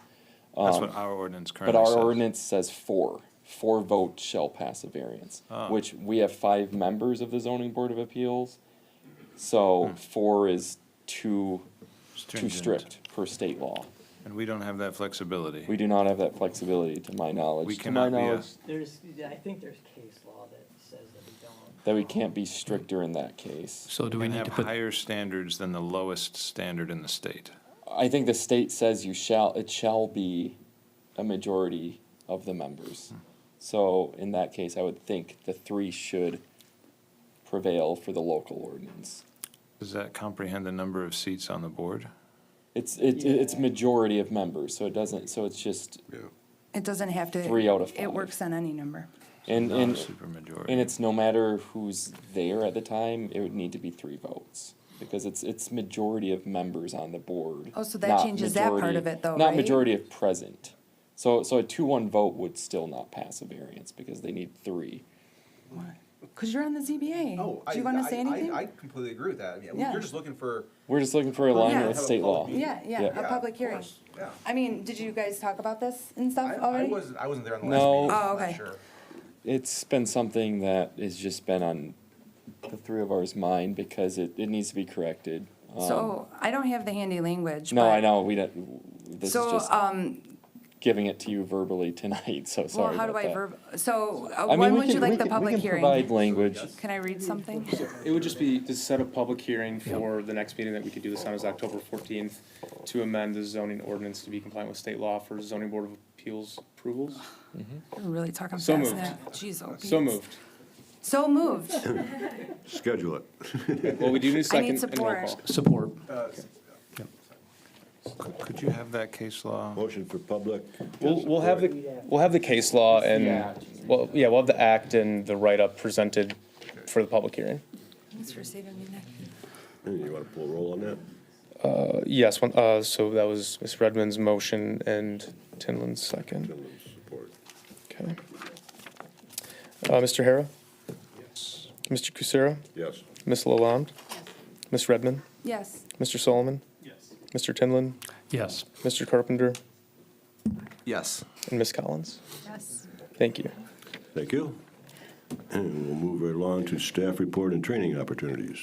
All right, so I will start with the best news is the short-term rental ordinances got approved for a second reading, so that'll be on the September 16th city council agenda. And there was, so it was approved, so if they approve the second reading, those ordinances will be enacted and we'll start following those as approved. Hooray. Hooray, yes. Additionally, we had a pre-construction meeting last Thursday with Robertson Brothers for the Shalom property. That went well, and so, again, made it very clear to them of where their access points should be to get to Shalom for any type of vehicle that's doing work on that site. And so I imagine they're gonna get going rather soon in the next couple of weeks, so we might see some activity over there. Do they have permits and everything already, or? Yes, I believe they got their last permit earlier this week. If not, it was an update saying, hey, you'll have it soon. Do they share if they're gonna stage the project at all, whether roads and infrastructure this So year? it is gonna be weather dependent, of course, with Michigan. So I think their goal is certainly to get all the underground utilities put in and everything to the roads. And then they can submit the as-built for those to city council to move forward with building the home. So if we have a light winter, I could see that getting done this year. If not, they'll probably have to wrap up in the spring. Good. We have a pre-construction meeting for the mixed-use development at 172 West 14 Mile, the old Burger King site, again Thursday. So they're probably going to start trying to do some work this fall as well. Again, weather dependent. The development-wise, that is the last update. And I'll end it with the infrastructure committee met earlier today before the planning commission meeting to discuss the North Main Street Corridor Safety Improvement Project. The folks that were there had a really good discussion on the concept plan, some of the data, what we'd like to see in the future. And it was some general consensus that we will look at trying to do a pilot program this fall. If it can happen, great, but that's the current goal right now. And so we're working on getting some quotes for companies that will do the pilot program, so all of the temporary bumper blocks, et cetera, for that. And so if everything goes well, that would be going in front of city council on October 7th, I believe is the date. Yeah. And, Josh was present for that meeting, so he can chime in if he'd like to, and answer any questions. Are you on that board? Are you on that board? Yes. Oh, So that's the same one. Wait, aren't you on No, it? they're- me and Okay. Mr. Both Hara of them are both- invited. Okay. And so I attended the meeting, and I appreciate Nick and the team already kind of talked to, police and fire and got some perspective from them. We're kind of utilizing some of the data that we've done from the past surveys, both our downtown master plan and I think the downtown master plan and our master plan here for planning commission. And just, they've already done a couple questionnaires and things, so utilizing some of that research. And then for the pilot program, I know we talked to Nick about making sure we get communication out. Once this, again, it goes in for city council for approval, if it gets approved, making sure citizens are aware when it's taking place, how long it'll take, what information we're gathering. So I think, it sounds like you guys have a good plan in place so far, some next steps. Yes. And for school, school got their input and heard, and I appreciate Nick kind of gathering all that for the meeting. I'm happy to answer any other questions. Yeah, with the, so I don't know how many different kinds of ways you guys do will the type of study and how the study is performed be presented to council, and is that something we can look for? Like, Elmwood is gonna be that cut through. It's already cut through, but it's gonna take substantial more traffic. So I'm wondering, is there gonna be a traffic count that, a typical versus after that, the Main Street is dieted temporarily? So I guess just a side update, but Elmwood's actually going to start being under construction within the next couple of weeks from Crooks to Selfridge, I believe. But yes, the goal, and Joe, correct me if I'm wrong, but the intent with doing the pilot program is to have it set up and then study the traffic volume of where, if people are exiting onto the side roads, you know, what is that number? Is it changing over time? Because we'd be doing this for about a month. And so I don't know the exact name of that. Yeah. It's just like a traffic study report, a corridor study is what we'd be doing. A corridor study? And you won't do it during the construction, right? I mean, that would be Well, kind of counter. we would be, so what that study does is it follows vehicles that turn onto side roads. And so if you're turning on Elmwood, would be a data point for that street of where Yeah, but someone's if you're turning. doing it during the construction of Elmwood and Crooks, then people are gonna stop taking Elmwood and Crooks as a cut through. So is it gonna happen at the same time as that construction there? Because that's gonna throw off a data point. So I we're, think, I'm not a data expert. Yeah, I think anything that you guys well, this is what I heard from Gifton Webster, right? Is anything that you guys are gonna look at, wanna have a baseline, and then throughout the pilot program, see if there's any uptick and what that is. Yeah, but if there's construction at the Your end of baseline's Elmwood. gonna be different than today, right? Because when the construction starts, your baseline's gonna change, and then throughout the pilot program, we're gonna see if there's any additional. I just didn't know if the pilot was gonna run at the same time as construction. Was a baseline established already? so we do, yes, we do have So data. there- Okay. Yes, and they So they we'll be able to did that discern. data collection the last full day of school, so that was considered with the school being in session. Again, it's tentative dates. The construction may go smoother because they're not doing any type of water main or sewer work on Elmwood. It's just road reconstruction. And again, we're forward leaning on the pilot program, but there's a chance it doesn't even happen this fall. So Yeah. just giving a general update of where we're It at. would just suck to do it at the exact same time, because I'd be like, that feels like a waste, because nobody's going to Meyer Well, that and, way. and that's something we're going to consider as we Yeah. meet with Giffords again and public safety. Cool, thanks. Mm-hmm. Looking forward to it. I think you shared it once before in a past meeting, but what is the construction route for Shalom? Is it For through- Shalom, Yeah, it'll be just off of 14 miles, so Bywood. so they're gonna use Bywood as the main, Correct. that's Bywood. going north and south, Yes. okay. Yes. So There'll if be I see nothing. semis, I can call you. Yes, and we made it very clear to them. I think I mentioned it 3 or 4 times. So Oh, good. Any further questions for Nick? I guess one, I was gonna say maybe for comments, but, you know, the sign that's posted in front of the 304 indicating a variance, like it's a super small font. Is there, like, if you don't have binoculars, I don't know how you see that. Is there anything, like, what would be the process to try to make that a bigger sign? well, the intent with those signs isn't for vehicles to look and read because then their eyes are off the road. The intent is for people to see it, stop there, take a look, scan the QR code. And we don't want drivers looking at that. It's against the sign ordinance to make You were it trying to bigger. scan a QR code while driving? Nate, that's illegal. With binoculars? I think we did talk about the sign placement and size. Yeah, we figured in out the previous size. meeting. Yeah. Yeah. When we approved that ordinance, that was what, about a year ago, I think, roughly? Yeah. Was the answer to the question, it's an ordinance change now? Correct, because we approved an ordinance about a year ago to have signs for public hearings for planning commission items and zoning board I of appeals. remember the request to have it more transparent to the public. I'm looking at that sign, and I'm thinking nobody's knows what's happening because of the size of that sign. I don't mean to contradict you immediately, but I spoke to someone who was driving by it, saw it, then walked by after that was a neighbor and brought it up. So I really do think those are doing what they're intended to do.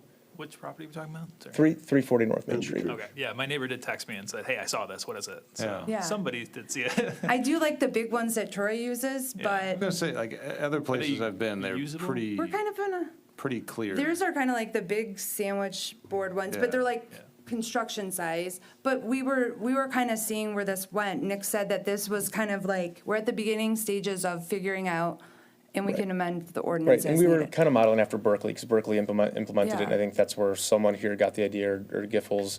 And so, seeing how this works, which I can certainly say that we've gotten more interest from the community because of the signs, especially for some of the variances that we get that are kind of like obscure, like someone's single-family residential lot.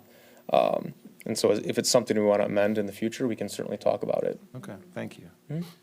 I do have a question. Sorry, were you going to ask anybody else? Okay, I don't want to hog.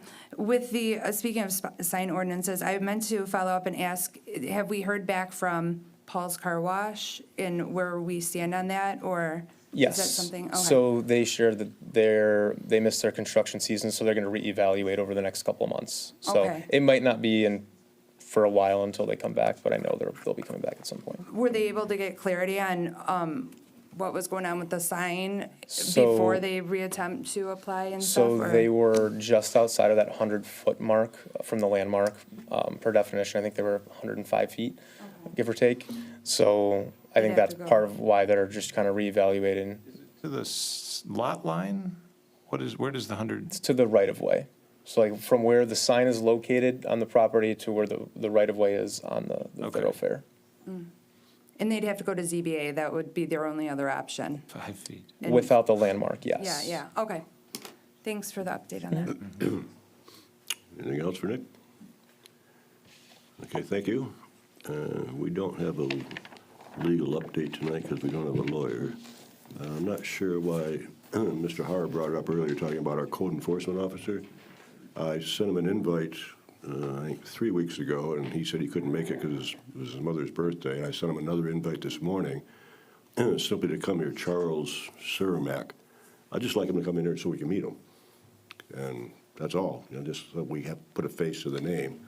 I don't want to come in and have him come in and beat him up or anything else, but there are problems in the city. I fully agree with Mr. Harr. There is grass that's growing too tall. There's things that just are not being maintained properly. Yes, and I can tell you, I'll talk to Chuck about finding a date within the next couple of meetings for him to attend. I can tell you, I've seen him write more letters and a few more tickets in the last couple of weeks than I have in some time, so it's certainly working. He's still getting used to the city, but, I'll give him an address and he knows right where it is, so he's definitely on it. Good. Okay. Yep. Thank you. Anybody else have any more comments before we adjourn? just Seeing none, I'll entertain a motion to adjourn. Well, I just want to say that I appreciated the conversation today a lot, and I think it helps for us to just be, kind of kind to each other, patient with each other. I don't get it as fast as everybody else does. So, many of you have much more time on this board than I do, and I think it's just nice to be respectful to everyone. So thank you for that and entertaining this conversation about the zoning. Zoning is a big deal. It's one of our biggest jobs. I'm not going to say much about Shawm other than it started with a zoning change. The future land use map for Shawm was public property, municipal essentially, like City Hall, like right now. And it very quietly, without this much transparency, I think, changed to be residential. And I don't think people appreciated at that time what was to come after that. So I take zoning very, very seriously, and it's our big shot to get it right. And I think, there's so many other nuances that we're able to shape in the direction that is in the best interest of the taxpayer. And if we're not careful, the recipients of taxpayer money, the people who are taking our money, will take advantage of us. So I appreciate very much everyone who's open to that check and balance sort of perspective, because if we don't represent the residents the best, it's not going to be a good outcome. So, I don't know where the appropriate forum is, but separate topic. We learned last week at the last meeting that the city attorney somehow is the approver of the HOA bylaws for those condos. And that seemed very strange to me, that Rennis has this power.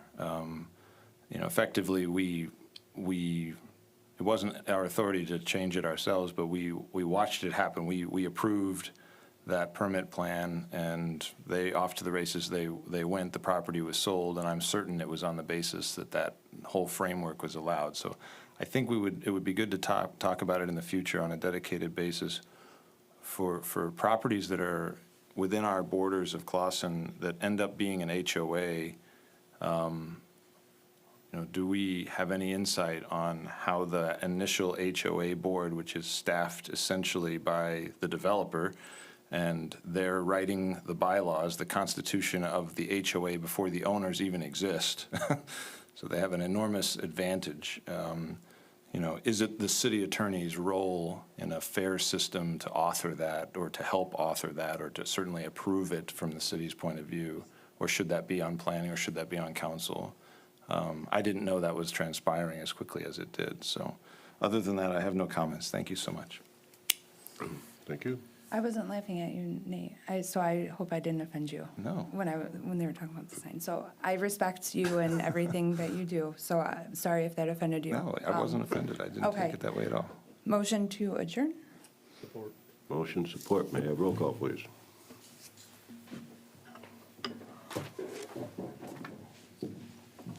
Mr. Kucera, Yes. Ms. Lalonde, Yes. Ms. Redmond, Yes. Mr. Solomon, Yes. Mr. Tinlin, Yes. Mr. Carpenter, Yes. Ms. Collins, Yes. and Mr. Hara. Yes. Thank you. Thank you, everyone.